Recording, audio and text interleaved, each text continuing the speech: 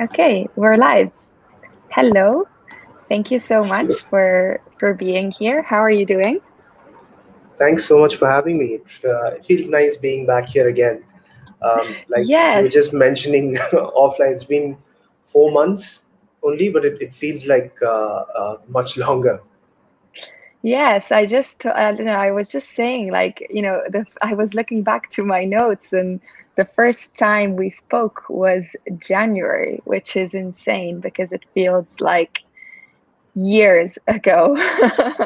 And so much Yeah. has happened since. But it's super nice to have you back. And I'm very excited to chat to you. So thanks so much for being back here. I really appreciate it. Oh, my pleasure. Um, yeah, so I guess you know, I thought about this conversation and I thought about the first time that we chatted, and I wanted to, I've had some time, more time as well to be in the space. And I guess, I've also kind of like learned probably like new things, just like you and everybody else is constantly kind of every day like learning. But I guess I Mhm. wanted to start off the conversation asking you a question that I have started asking myself a lot recently, which is, what does decentralization mean to you? Oh wow, it's a very powerful question, right? And took me completely by surprise, to be honest, because you know, in one sense, the most common questions you get asked these days is what are NFTs or what is art, and I've been you know doing the rounds answering those questions, but this really goes back to the roots of why we are here in the first place, doesn't it? And Exactly, to yeah. me, decentralization, I suppose, means freedom in its truest sense, and it is um, in a way a part of my identity now, and yours too, to be honest, and all of us in the NFT space. This is a conversation Metacoven and I have had quite often in the past, and with a lot of people from the outside. The way we can describe this entire movement itself of NFTs and what's happening in the space is the rise of the decentralized class, right? We are this bunch of misfits who are fiercely protective of our own identities, of our own freedoms, and our right to coexist with the people that we want to in this metaverse. And that's what decentralization represents, actually. It's not just the technical aspects of it. It's not just the disintermediation, which means the removing of a middleman from a transaction or something. It's more the spirit behind this entire movement, and basically um, coming back to what you asked me, I think decentralization is part of my identity now. It's the best way I can describe it. And I guess, part of what you and Metacoven have created really and brought up with B20, and with how, you enabled like the fractionalization and, the accessibility of the Beeple pieces that you have in your collection to the masses, is the masses, I guess, is kind of goes back to that idea of decentralization even more, right? Like, is that what led you to doing that? Like, what was the grand vision behind, and maybe still is, It did what is actually. your grand vision? You're Yeah, right. so It what is did, and in go fact, ahead, yeah.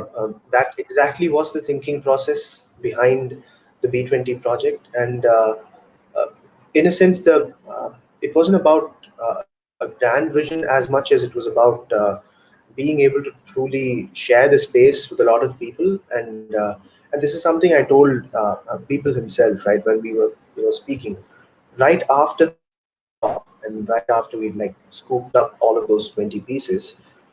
The truth is, even if people today did a $1 drop of 100 pieces or 1,000 pieces or something, it instantly becomes out of reach for most people. And that was the case as early as in January when we first spoke.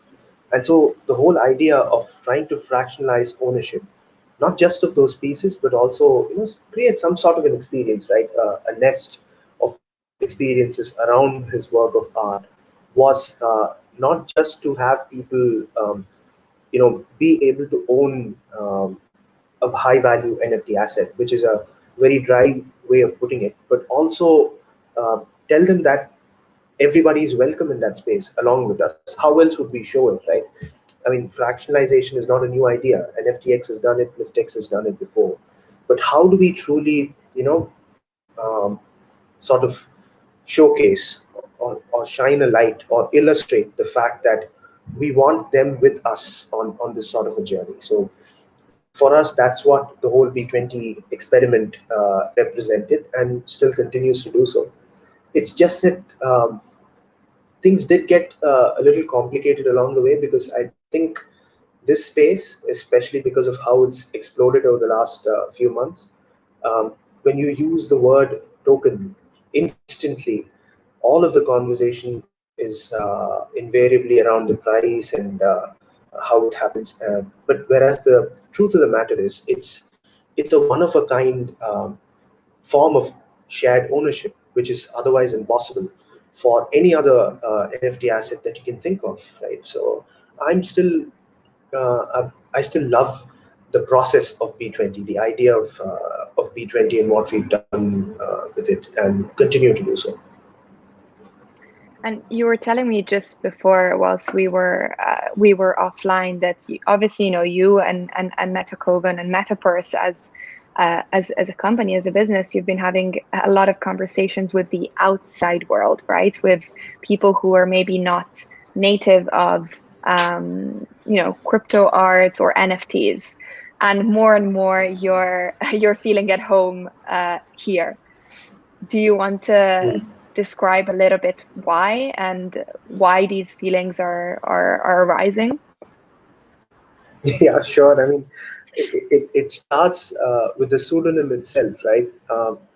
You you weren't really curious about who I am, where I come from, what I look like when you spoke with me the last time, and that's the biggest advantage of being in this space, right? In the NFT space, you get this runway where you're not judged based on what you look like or what you sound like or where you're from.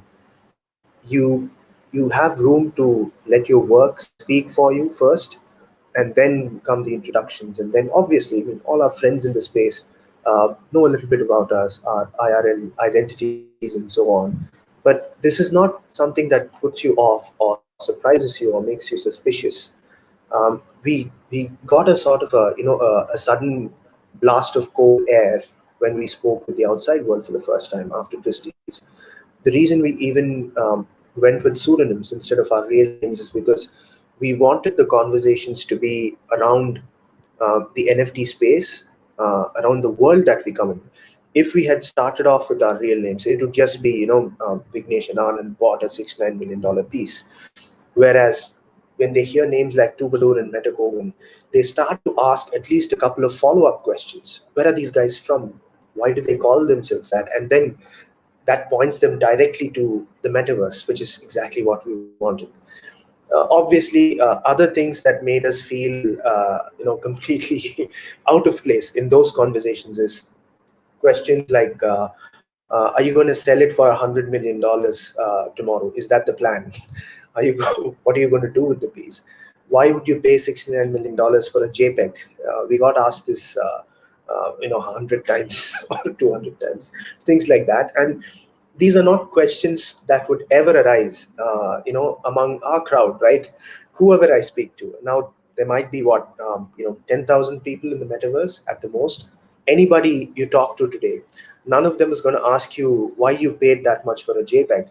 None of them will ask you if you're going to, flip a $69 million historic piece which you brought back into the metaverse. So all of those things, we always knew we belonged and we were part of the metaverse, but these conversations sort of solidified that fact for us. Yeah, absolutely. There's also Catherine who's commenting and saying NFT art connects with the common fan and speaks to the human. This is how the masses will adopt crypto. I guess like it kind of ties Exactly. into, yeah, and it does really tie into, you know, something that my next question is something that I've been thinking, like since we spoke initially in January, but especially since a couple of months, as you said, and obviously since, Christie's institution kind of entered or validated the space in a way, there's been a huge influx of people coming in, masses, but also, well-known, let's say like VIPs and well-known people from the outside world that are coming into the space. And my question to you is, do you see this as an opportunity, or do you see this as a risk for this space, for the metaverse, for the NFTs to revert or continue to, I guess, go back to mistakes or business models or, like society models that are currently being used in the outside world? For example, capitalism, for example, money-centered kind of ideals. Hmm. Right. I mean, money isn't bad as such. It's just that when it's not sustainable anymore, when it gets skewed in one direction, it goes rotten. Um, I have a feeling that going mainstream was never the goal as far as the NFT space was concerned. I think we were very clear about that. Whether we're talking about the artists or people who built all through the winter of 2018 and 19, I don't think they really hoped for massive mainstream adoption. It's like, one of the parallels I can think of is like, the the golden era of comedy, say at SNL or something like that. It's not some sort of a rarefied, gentleman's club, but rather a bunch of friends generally fooling around, horsing around and trying new and weird experimental shit, which happens to be very precious to the outside world later on. So I think this new influx of people that comes in is neither a risk nor a massive reward for what we've done so far. Not all of them will stick. Not all of the ideas will survive, which is fine. I think our ecosystem is resilient and it will survive bad ideas and will sort of root them out. And in a sense, a lot of people I've been speaking to, even celebrities who've reached out to us, trying to find out how they can get into the space. The common thread of advice or suggestion, what have you, that I tend to give them is, if you're thinking short term, don't even bother.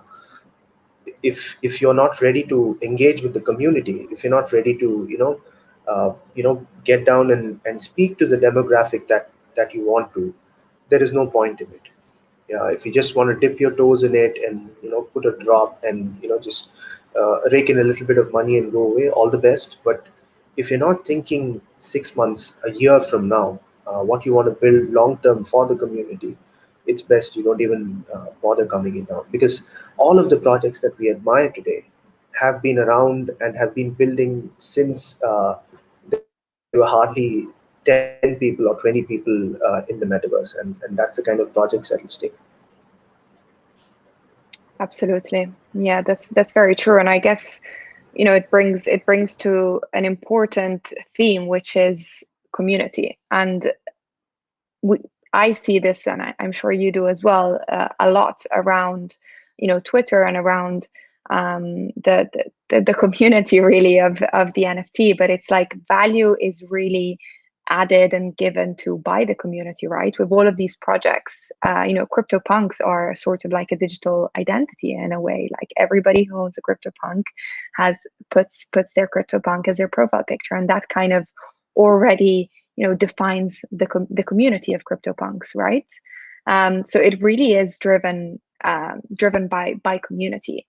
And I guess my question to you is, what does community mean to you, and what does the metaverse community mean as well? Wow. I mean, you got it right. I mean, community is what drives this whole ecosystem forward, and it's not something you can control, but definitely something that you tend to nurture. I have a lot of admiration for projects who have very consciously and with a lot of love and care nurtured communities. Think Token Smart, for instance. The kind of effort they put in on a daily basis to engage their community is unparalleled, and they are rewarded for that kind of thing with this burst of positivity on a daily basis. All of the activities they do are successes. Any drops that they do happen fantastically well. Or say communities like the OpenSea community, where people like Dan happen to be excellent community managers who are also steeped in tech and so on. So you're right, definitely community is a thing that moves it forward. I also believe that it's not something you can engineer, and I'm sure of this belief because of what happened with the B20 project itself. There is no Metaverse community as such, right? I mean, we don't have a Discord. We've never, started out or even tried to build some sort of a community, mostly because we are still figuring out what we want to do, what we're about. But when the B20 thing happened, it took us by surprise. It was just it's not a utility token. It's not a DeFi token. It's not a governance token. It's just is. It's just a very simple form of ownership of that thing. But then this entire community formed around it. There's a whole bunch of people in the Whale Discord as a sub channel. There's a whole bunch of people on the Whale Street Discord, and then there is an independent B20 community that sprung all by itself with over 1,000 members. So it was a delight to see, and also to understand that it's not something that you can plan and sort of strategize around. You look at it when it happens and you respect it, and sort of help it along and sort of give it what it needs. That's all. But the most important thing in all this, Nicole, is that I think it's important for you to be true to yourself. That is something we've always strived to do, whether it was a particular project we were working on, B20, or whether it was efforts like the Christie's sale where we went in and came out. It was super important for us to maintain the level of honesty and authenticity that we came into this space with. I think that's the biggest and most important role that we have to play in this space. If we veer from that path, that's when there's going to be trouble.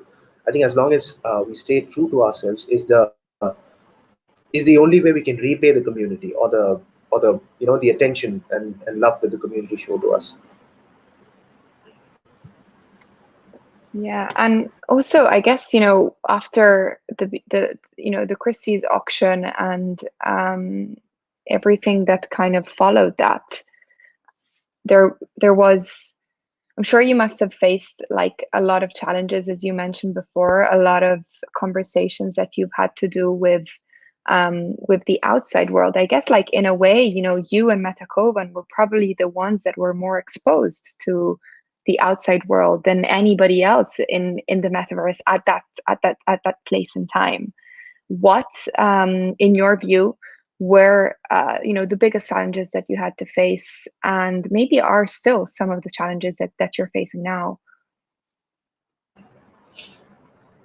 Let's see. I mean, both of us are naturally uh, reticent people. We're not extroverts. This is, I mean, so that was one big challenge. To be able to articulate what we want to say was easy enough when we had to write it down, but to speak to total strangers who don't always come in with empathy, but would rather start with a very strong burst of cynicism was a little bit difficult. But then it was also a responsibility, right? It came with the terrain, so that was one bit.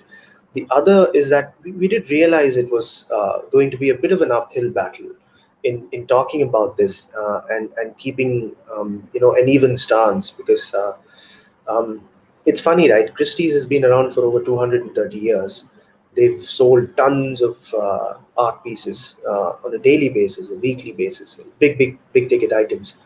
Nobody asks for the receipt of sale for any of those pieces. But the moment crypto is involved, NFTs is involved, everybody starts to ask, where's the transaction hash? Did you really pay people? Did the artist really get the money? Which is so ironic, because the only way you can actually trace if it's gone on is if it is based on the blockchain, which is the first time that's happened in this case. So in a way, it took us a little while to come to terms with that. I mean, why are people so cynical about this? Why would they doubt something as obvious as this? And then we realized it is just an expression of disbelief, right? And we had sort of broken barriers on three fronts. One, how can a digital native work of art end up on Christie's? How can that be considered a good art form? Two, how can crypto be involved at all in anything to do with the mainstream at this level? And three, how can people that look and sound like these guys ever be tastemakers in the world? Because when you think of accomplishment, when you think of high art or culture, only one color comes to mind, nothing else. And then you break that myth a little bit. So in one fell swoop, we sort of appended three very strongly held beliefs in the mainstream, and that's hard to accept. I think I think most of the cynicism we faced, or most of these questions, which seemed rather odd, are born from this sense of disbelief, which is refreshing. But at least now there's a conversation around these things. So we are happy. After the first burst of things, we saw a lot of positivity come our way when people started to really start to listen to us, start to listen to Metakovan and what he's about, what he feels about this space, and why we do what we do, and so on. And it's okay. We get the odd bunch of questions again. Are you going to flip it? Why did you spend so much on a JPEG, and so on and so forth? But now we're ready for it. We know where it comes from, and we're happy to help them along on this journey. Yeah, whilst you were speaking, I thought about kind of, the I guess the prejudice as well that that exists in in life and in the world in general. And you mentioned like an institution like Christie's, as well as many institutions that are looking at the space now with like questions, I guess, like how has this happened, how even from maybe like even from my perspective, like obviously I'm quite young, and maybe like people are like, how did get there, or how have you managed to like assign yourself in that role, right? Because there's a lot of misconception, and as well a lot of kind of set like rules, or like pre-established kind of personas, right? That you create in your own mind in a way. So True. Yeah. it's kind of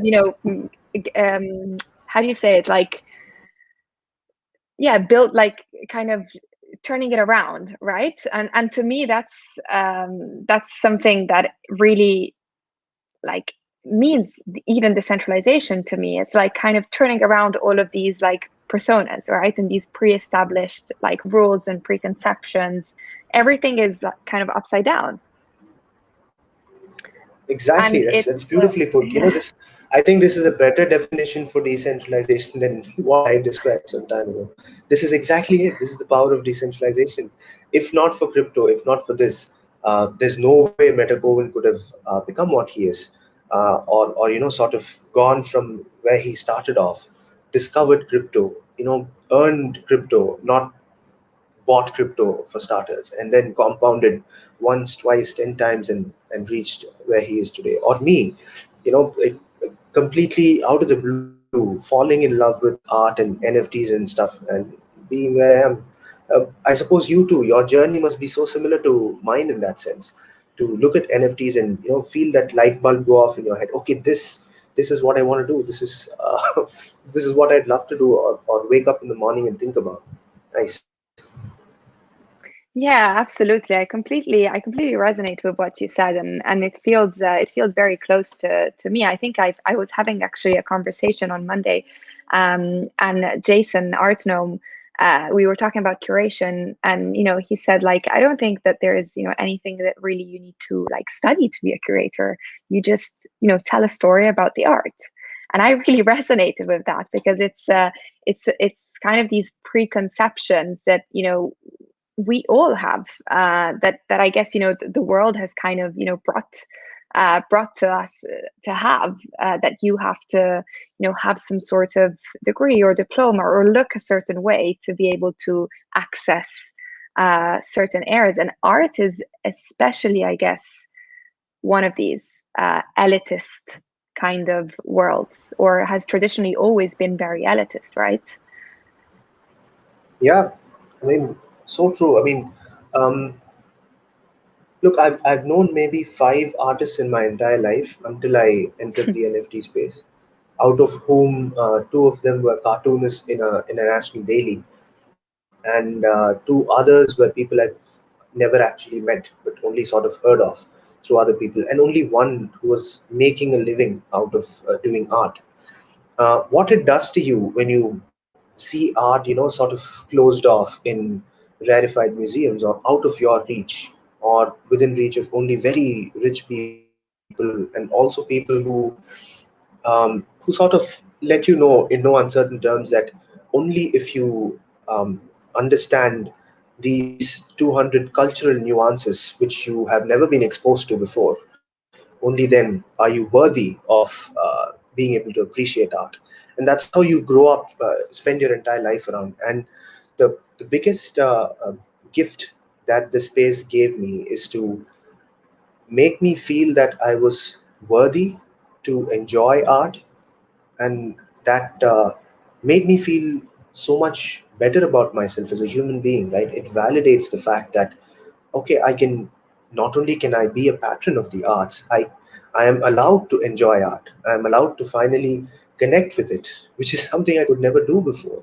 It was off there somewhere in the distance. Maybe it affected me at a subconscious level. I don't know, but now I can directly engage with that art.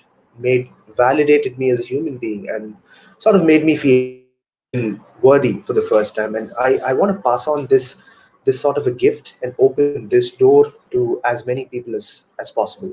If ever I feel that the NFT space going mainstream has one advantage, that would be this: that it would open doors for a new generation of people to enjoy art like I have, to be able to have conversations about art, to be able to directly interact with creators that I've admired. And it's changed my life in a very important way. Yeah, that's very beautiful. These are very beautiful words, and I definitely resonate with them. Obviously, like especially in these days that we're talking, there's another big institution that art institution that came into the space, which is Sotheby's, with PAC. So now the two biggest kind of art institutions are officially into the NFT space. What are your thoughts about the Sotheby's and PAC auction? I think the space is I think it's inevitable, to be honest. Everything and everybody will want to go the NFT route sooner or later. I think the space is big enough to accommodate every sort of demand or every flavor of art and business.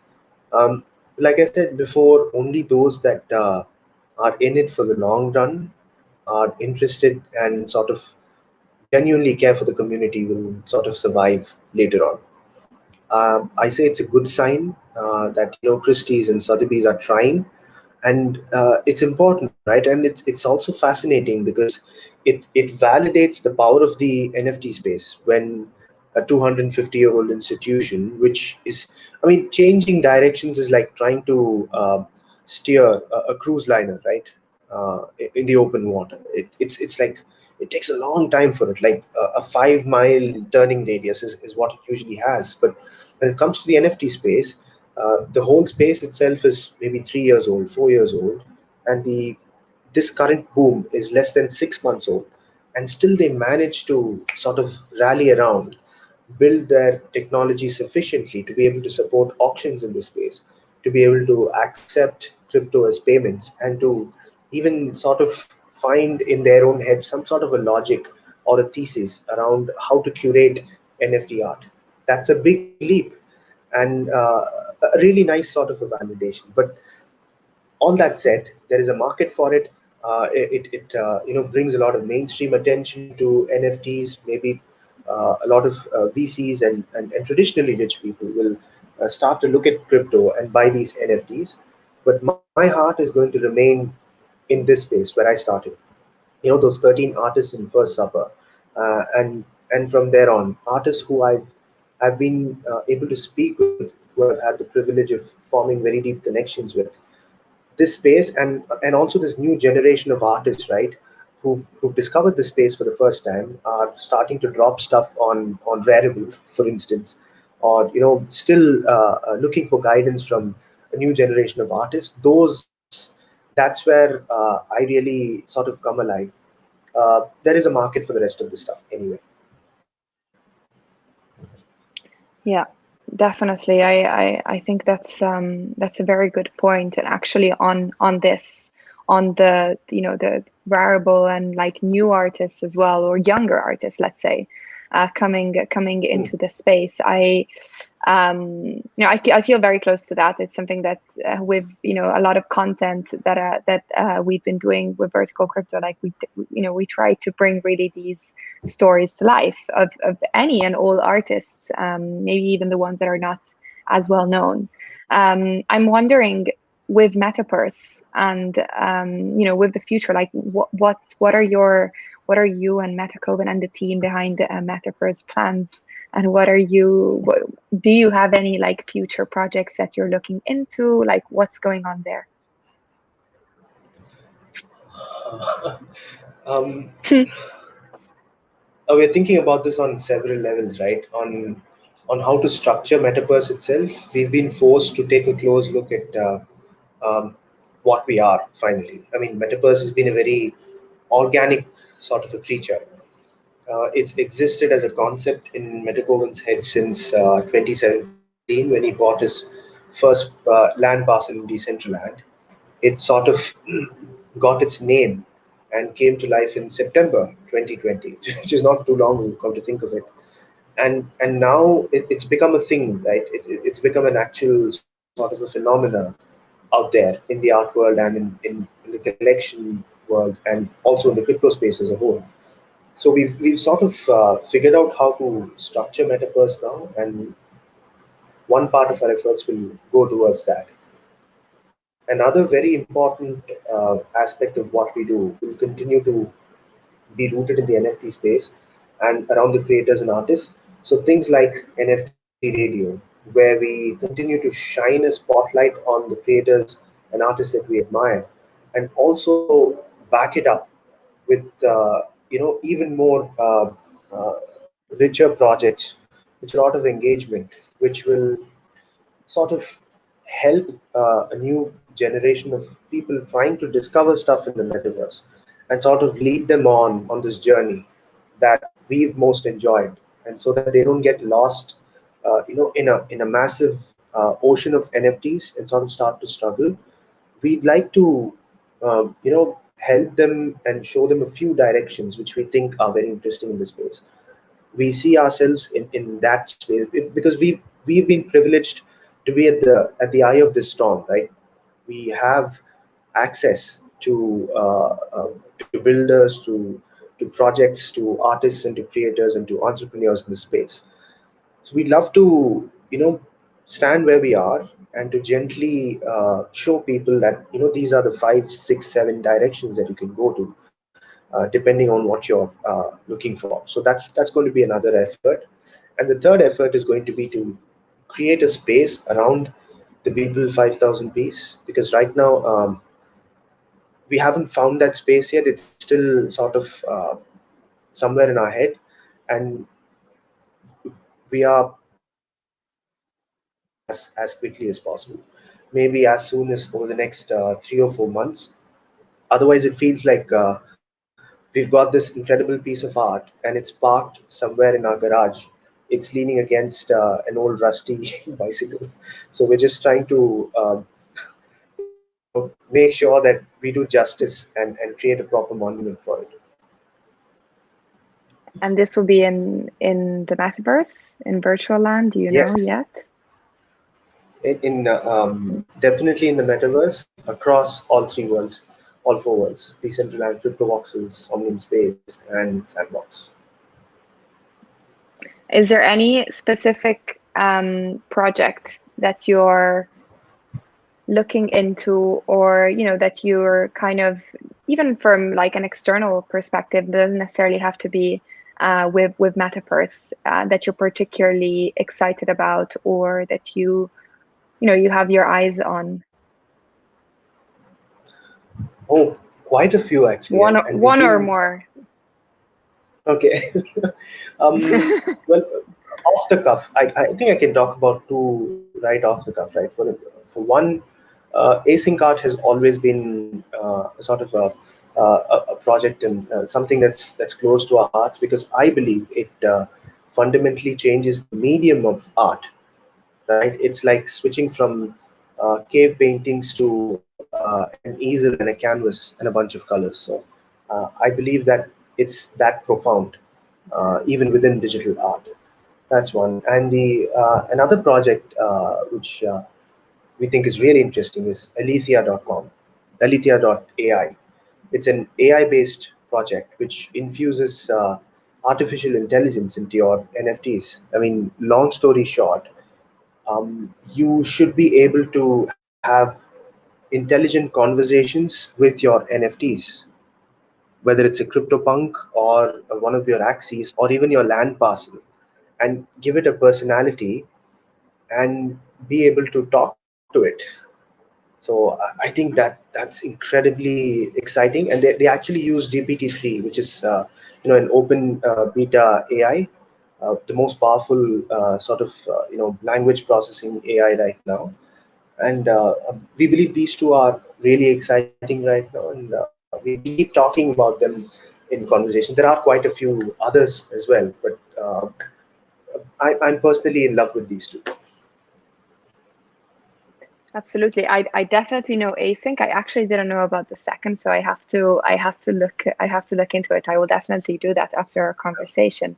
But on the first, I completely agree. I think async is definitely bringing something to crypto art, to NFTs, that wasn't possible before.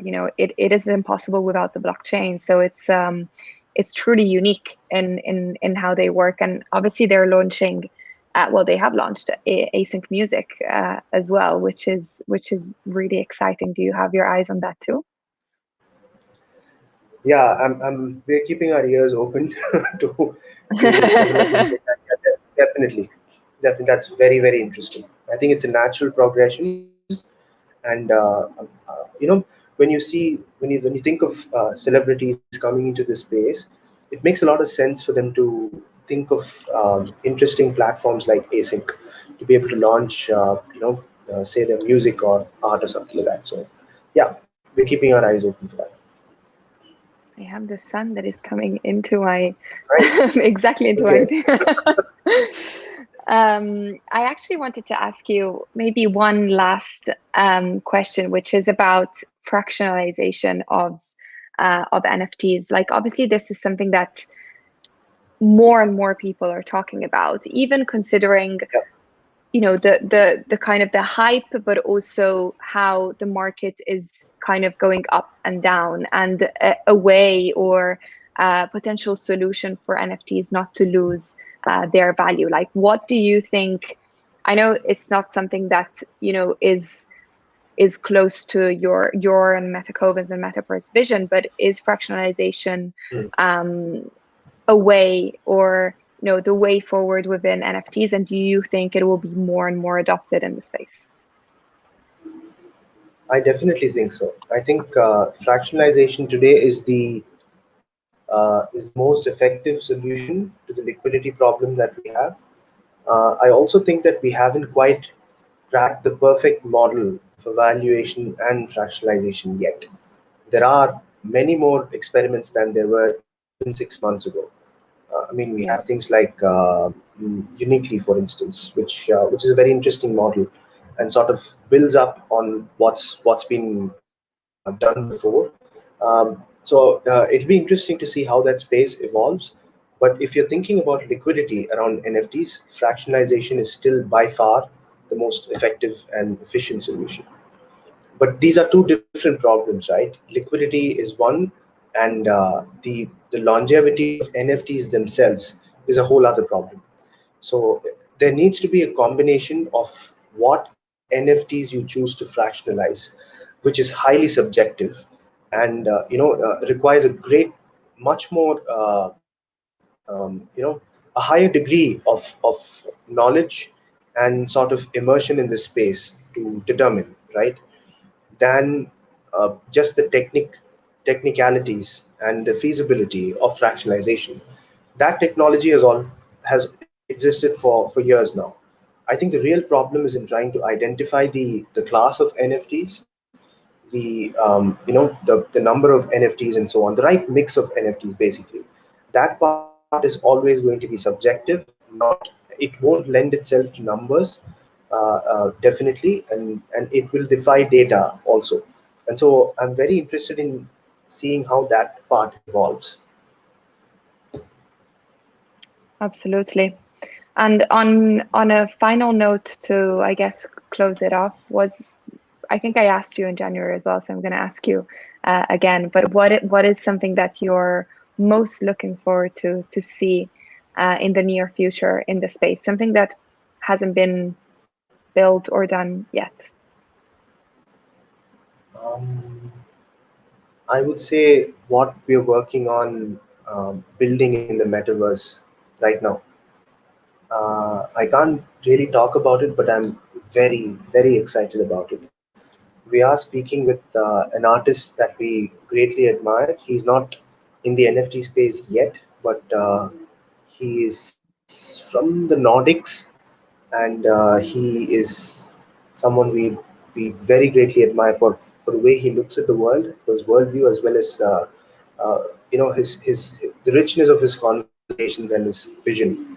And he will, I hope, we're still talking, help us build out what we have in mind for around the people 5,000. Because the reason we're even speaking with him is because once he's finished building it, it won't be about just the people 5,000. It's going to be about decentralization. It's going to be about the spirit of what we all sort of stand for. So that's the one thing I'm looking forward to the most.